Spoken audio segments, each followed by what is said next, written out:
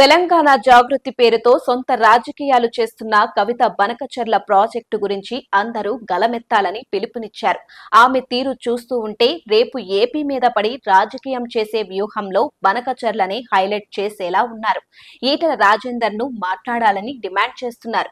ఇప్పటికే బీఆర్ఎస్ నేతలు చంద్రబాబు బనకచెర్ల కట్టేస్తున్నారని రచ్చ చేస్తున్నారు. ప్రజల్ని రెచ్చగొట్టి రాజకీయం చేయాలనుకుంటున్నారు.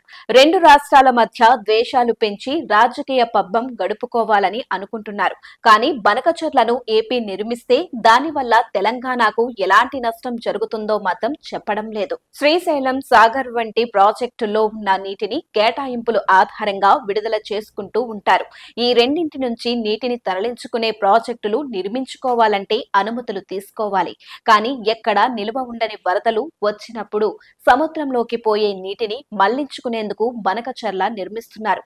గోదావరికి ప్రతి ఏడాది వచ్చే వరదల వల్ల వేల టీఎంసీల నీరు సముద్రం పాలవుతోంది. అత్యంత దిగువ రాష్ట్రంగా ఆ నీటి వృధాను ఏపీ కల్లారా చూస్తోంది. వాటిని పొలాలకు మళ్లించుకోవాలనే ఆలోచన చేస్తుంది. ఒకవేళ అలా చేయకపోతే సముద్రంలోకి పోతాయి కానీ తెలంగాణలోకి కాదు. గోదావరి, కృష్ణా జలాల కేటాయింపుల విషయంలో వివాదాలు ఉండవచ్చు కానీ ఇప్పటికీ అమల్లో ఉన్న ఒప్పందాలు ఉన్నాయి. ఆ ప్రకారం కేటాయింపులు జరుగుతున్నాయి, వాడుకుంటున్నారు. బనకచెర్లను నిర్మిస్తే తెలంగాణకు కేటాయించిన నీటి నుంచి ఒక్క చుక్క కూడా తీసుకోలేరు.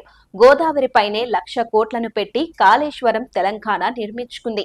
అయినా వేల టీఎంసీలు సముద్రంలోకి పోతున్నాయి. అది ఎగువన కట్టారు అంటే వారు ఎత్తి పోసుకోగలిగినంత ఎత్తి పోసుకున్న తరువాతనే దిగువకు వస్తాయి, అంటే ఏపీకి వస్తాయి. మరి ఆ వరద నీటిని ఏపీ వాడుకుంటే ఎందుకు వివాదం చేస్తున్నారు? ఇంకా ఎంతో నీరు వృధాగా పోతోందని, ఇంకా ప్రాజెక్టులు కట్టుకోవాలని దిగువ రాష్ట్రం ఏపీ ఆఫర్ ఇస్తోంది కూడా. ఉమ్మడి రాష్ట్రంలో ప్రజల మధ్య వైషమ్యాలు పెంచి తెలంగాణ వాదానికి బలం పెంచుకోగలిగారు. కానీ ఇప్పుడు ప్రజల్లో చైతన్యం వచ్చింది. ఎవరు రెచ్చగొడుతున్నారు, ఎవరు రాజకీయం చేస్తున్నారో అందరికీ అర్థమైపోతుంది. దిగువ రాష్ట్రమైన ఏపీని ఇప్పటికీ బూచీగా చూపించి రాజకీయాలు చేయాలనుకుంటే మళ్లీ ప్రాణాలు అర్పించడానికి ప్రజలు సిద్ధంగా ఉండరు. రెచ్చగొట్టే రాజకీయాలపై ఇప్పటికీ స్పష్టత ప్రజలకు వచ్చింది. దిగువ రాష్ట్రమైన ఏపీ ఎగువ రాష్ట్రమైన తెలంగాణ నీటిని లాక్కుంటుందని ప్రచారం చేస్తే నమ్మడానికి ఎవరు సిద్ధంగా ఉంటారు?